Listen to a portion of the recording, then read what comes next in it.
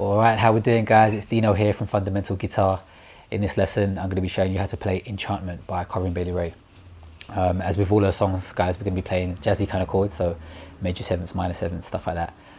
But I'm going to be giving you just open chords for this one, guys, so no barring involved. It's going to make life a lot easier. Really simple chords to play, although you may have looked in the description actually and seen one chord in particular that may have thrown you off. We've got a minor major 7 chord. I'm going to explain how to play. It's simple. The name, though, it sounds a little bit confusing. In fact, it's like a bit of a contradiction, really. You may have never heard of a minor major chord before.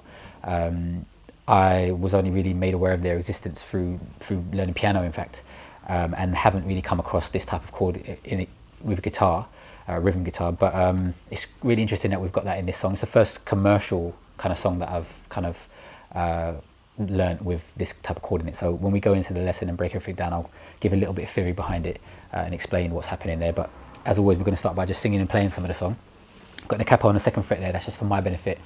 So if you're going to play along with the recording, guys, don't use a capo, just use all the chords that I'm giving you, though. So let's go and have a listen to some of the verse. So I'll wait for you, I don't know why, all I know is I can't hide at this temperature.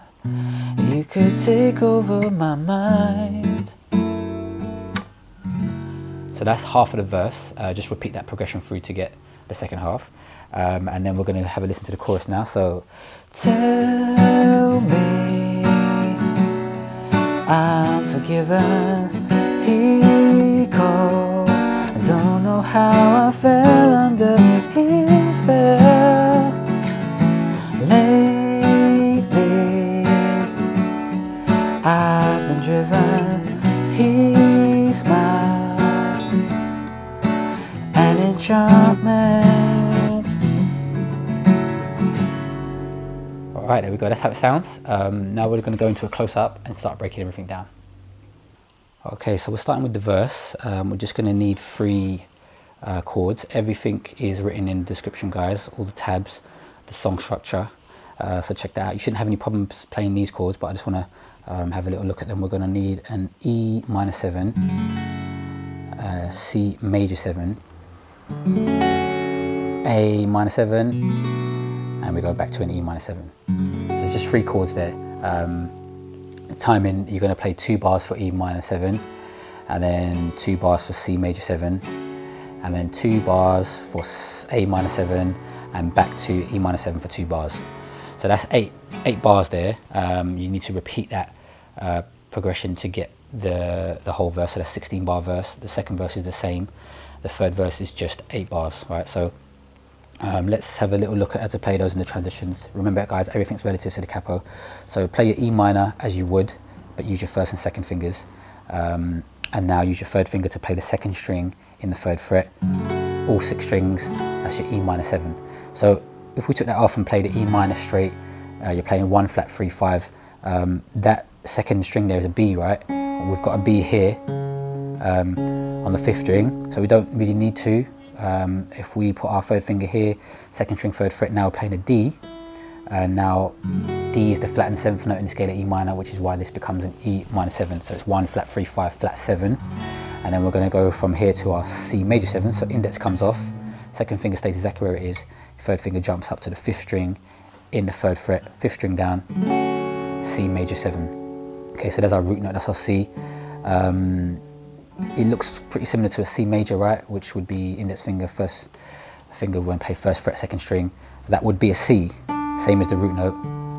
And again, you can see here, when we've got more than one, we can mess around with, we don't want to mess around with the root really, so we mess around with this one. When you release your index finger, which is what's happening in the chord, it becomes a B, open B string, and B is the 7th note in the scale of C, so that's why this is a C major 7.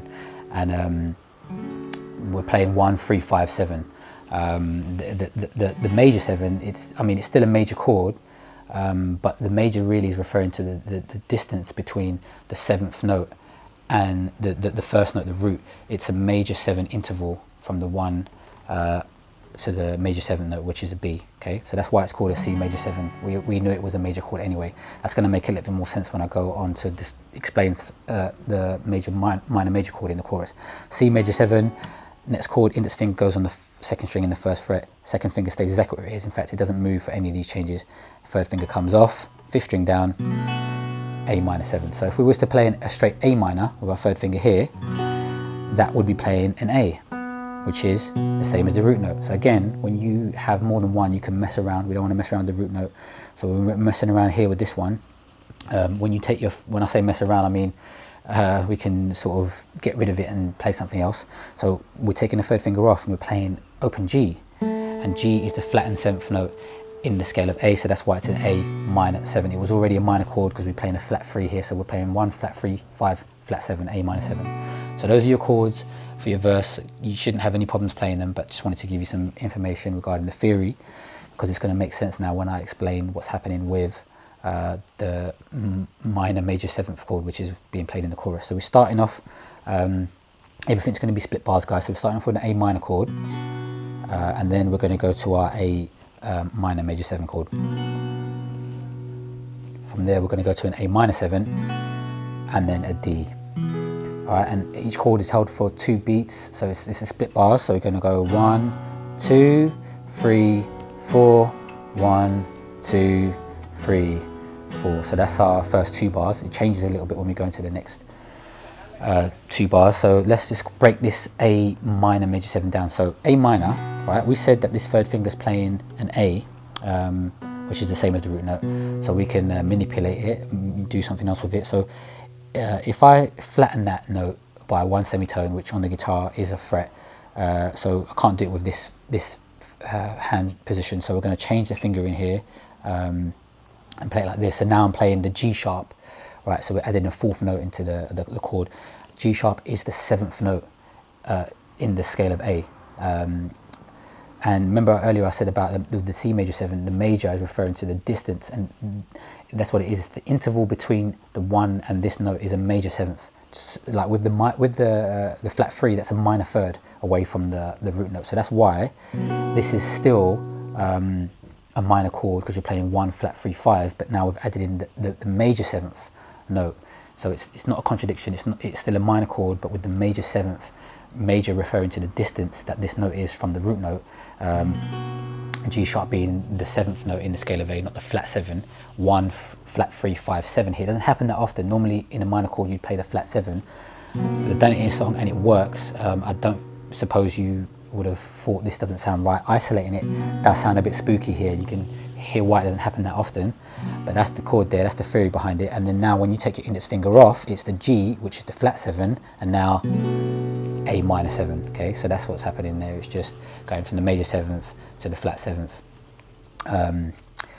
Then we go from there to our D.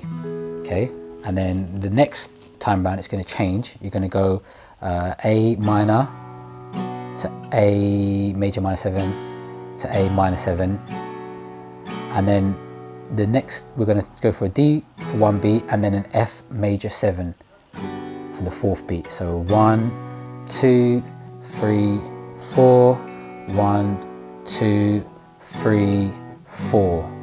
Okay, and then from there it's going to transition to E minor 7. Yeah, and we're going to play 3 beats, 1, 2, 3, and the 4th beat to take us back into the A minor is going to be a G6. Yeah, which is just a G but without the 1st string 3rd fret. The E is the 6th note in the scale of G, so that's why it's a G6. To be honest, when I strum it, I don't really even get the high E in it, to be honest, but it's easy to change like that. So let's go through that again. So the first time around, let's go with the melody, right? So tell me I'm forgiven, he calls, don't know how I fell under his spell. To the G and back to the A minor. Lately I've been driven, he smiles, an enchantment. Okay, if it's too tricky, then leave the F major 7 out and just go straight to the E minor 7 off the back of the D.